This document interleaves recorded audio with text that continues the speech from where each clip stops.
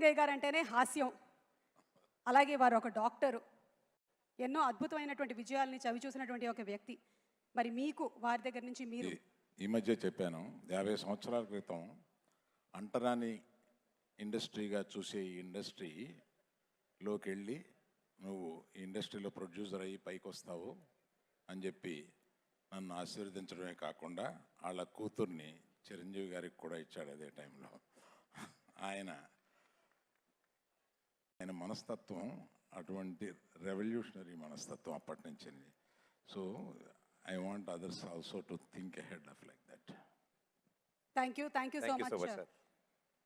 ఇంకొక last question sir, అప్పట్లో మీరు సినిమాల్లో క్యామియోస్లో కనిపించే వాళ్ళు మళ్ళీ ఏమైనా కనిపించేటువంటి అవకాశం ఉందా? అంటే ఫుల్ టైం యాక్టర్గా ఎక్కువ మంది అడుగుతున్నారని భయపడి ఇట్లా ఉండిపోయాను. తగ్గేదేలే. ఓకే, కానీ మీరు చేస్తే బాగుంటుందని మా అందరి ఉద్దేశం సార్. మీరు డైరెక్ట్ చేయండి, నేను చేస్తాను. ఓహో, మేము డైరెక్ట్ చేస్తాం సార్, మీరు ప్రొడ్యూస్ చేస్తే చాలు. నేను యాక్టర్ కమ్ ప్రొడ్యూసర్గా వస్తే చాలు సార్, మేము డైరెక్షన్ చేస్తాం. Thank you so much sir. And yes, moving ahead with our interactions. Next ఒక 100 మంది వేదిక మీదకి వచ్చి అలరించబోతూ ఉన్నారు. But before all of that, ఇక్కడ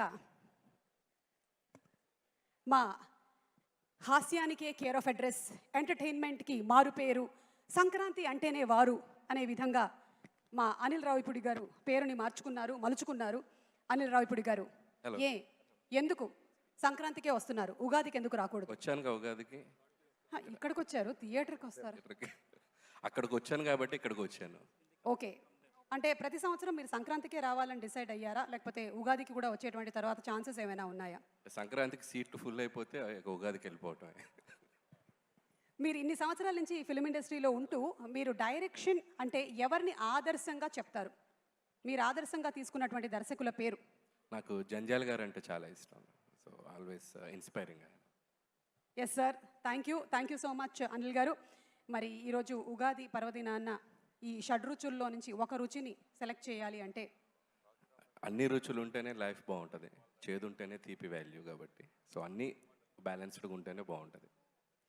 ఇది మీరు చెప్తారా లేదా అని మేము వెయిట్ చేశాము, మీరు అదే చెప్పారు. Thank you so much. Thank you. And అలాగే మూవింగ్ అహెడ్ టు, నాకు ఒక ప్రత్యేకమైనటువంటి వ్యక్తితో మాట్లాడాలని ఉంది. I'm very sure. ఓకే, నేను ఇలా వస్తున్నానంటే చిరంజీవి గారు నన్ను చూస్తున్నారు, కానీ నేను ఇప్పుడు మాట్లాడబోతోంది అల్లు రామలింగయ్య గారి కూతురు అయినటువంటి. నాకు చూసి చెప్తున్నారు, అటు చూసి చెప్పండి, నన్ను చూసి చెప్తున్నారు మీరు, అటు చూసి చెప్పండి. ఎస్, చిరంజీవి గారు, you are looking very handsome. Surekha గారు, you are looking very beautiful. మీకు ఉగాది పండుగ శుభాకాంక్షలు. థ్యాంక్ యూ అండి, మీకు కూడా ఉగాది శుభాకాంక్షలు. జనరలీ ఏంటంటే ఈ మధ్యకాలంలో అందరూ సెలబ్రిటీస్ వాళ్ళ ఇళ్లల్లో ఏం జరుగుతుందో తెలుసుకోవాలని చాలా ఉత్సాహంగా ఉందని మీకు తెలిసిందే సోషల్ మీడియా ద్వారా. మరి ఈరోజు మీ ఇంట్లో వంటల్లోని ఒక 2 రకాలు చెప్తే మా ఆడవాళ్ళందరం సంతోషిస్తాం. అంతకన్నా ఏం అక్కర్లేదు. పులిహోర చేశారా లేదా? చేశామండి. అదేంటి, అదేం ప్రశ్న? గ్యారంటీ చేస్తారు అంటే పండగ అంటేనే పులిహోర అంటావు. ఇప్పుడు మేడం ఇంట్లో ఏమేమి వండారు ఏంటి అనేదే కదా. ఎస్, కాదు సార్ ఏమో మూవీ దాంట్లో సార్ అది చాలా ఫేమస్ సార్, చిరు లీక్స్ అని చాలా ఫేమస్ గా ఉంటుంది.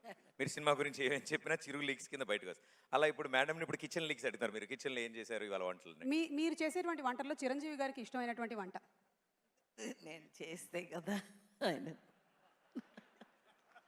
అంటే ఆ దోశలు వేయడం అది చిరంజీవి గారు అది కేవలం వీడియో కోసం మాత్రమే కాదు, సార్ ఓన్ టాలెంట్ అది. దోశల డిపార్ట్మెంట్ మాత్రం సార్దే. దోశలు ఆయనే నేర్పించారమ్మా. అవును సార్, రాజీవ్ కూడా 2 దోశలు వేస్తే బాగుంటుందని త్వరలోనే మీ దగ్గర. అదేంటి రోజు ఆయనే కదా చేస్తున్నారు? ఊరుకో, నిజం అనుకుంటారు. Thank you so much Surekha గారు, thank you very much. Ugadi శుభాకాంక్షలు. మీకు ఉగాది శుభాకాంక్షలు. And yes, moving ahead